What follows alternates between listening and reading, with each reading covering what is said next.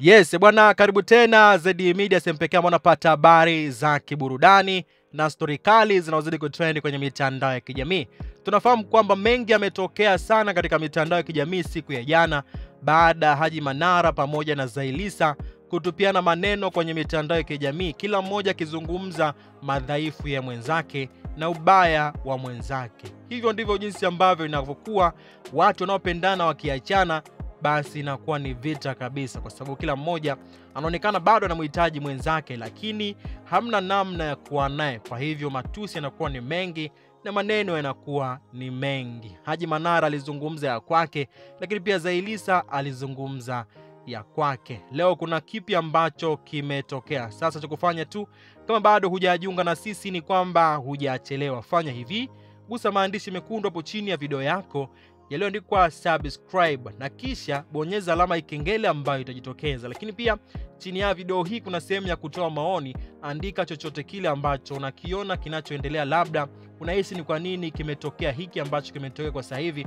na wakati siku zote tulikuwa tunaona kwamba watu hawa wana amani ya kutosha. Lakini pia ukimaliza hapo, kingine cha kufanya cha mwisho kabisa, share kwa watu wengine, hata 3, 4, 5, utakuwa umetisha ile kinawanoma. Sasa tuende kazi kwa story ya siku ya leo. Haji Manara aliweza kutoa talaka zake 3 kwa Zailisa. Hiyo inamaanisha kwamba hamuhitaji tena, hamjui, hamfahamu hapa duniani hata huko juu mbinguni, yani hayupo kwake kabisa.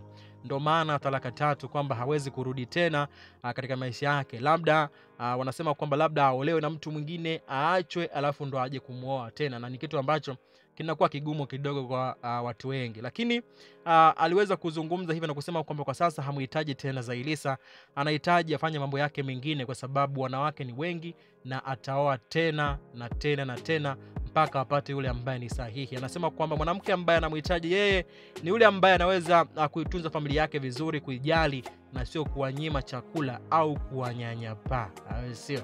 Sasa Zailisa yeye kwake ni furaha kubwa. Anasema kwamba alikuwa anatamani sana kuipata hii talaka muda mrefu, kwa sababu ameiomba muda mrefu, hadi ikafikia siku hakulala ndani, alilala nje wiki nzima. Hatujui alilala wapi, lakini anasema kwamba alilala nje wiki nzima kwa sababu alikuwa anaitafuta talaka yake, na alilala nje kwa sababu alikuwa anataka Haji Manara aumie moyoni na ajutie au asababishe vurugu, ili mwisho wa siku Zailisa apate urahisi wa kuipata talaka yake. Lakini kwa mbinu ambazo amezitumia Zailisa ziligonga mwamba, lakini kuna kitu ambacho labda alikifanya kingine, kama hivyo Haji Manara anavyosema kwamba mtoto wake alinyimwa chakula, kikamuuma sana Haji Manara hadi kufikia hatua ya kukubali kuitoa talaka.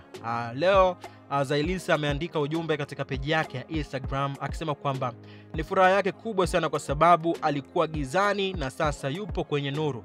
Alikuwa amefungiwa sehemu, lakini sasa yuko huru, na sasa hivi anasema na focus na vitu vyake vya msingi, kuhakikisha kwamba anaishi maisha yale ambayo Zailisa anastahili kuyaishi.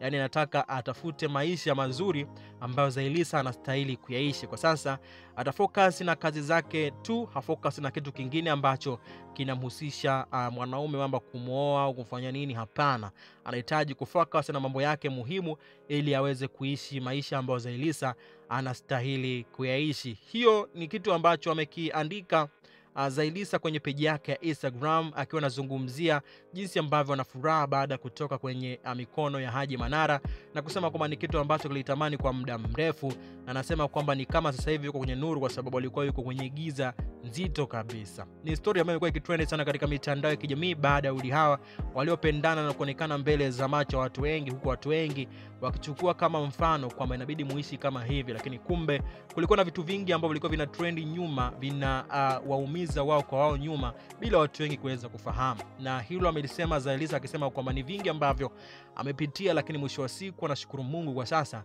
yuko huru, kwa sababu ni kama alikuwa kifungoni.